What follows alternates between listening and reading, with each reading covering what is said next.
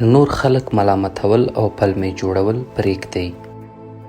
تاسې چې نور خلک ملامتوئ او زړه ترې خورئ، دا د کوچنیتوب احساس درکوي او تر ټولو بده یې دا ده چې فردي قوت درنه اخلي.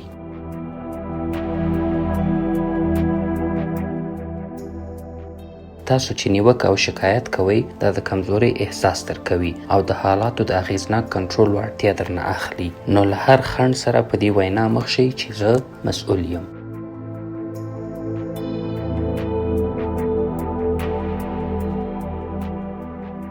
نور خلک مه ملامتوئ، پلمې پرېږدئ، دا وګورئ چې تاسې ولې د رامنځته شویو پیښو مسؤل یاست.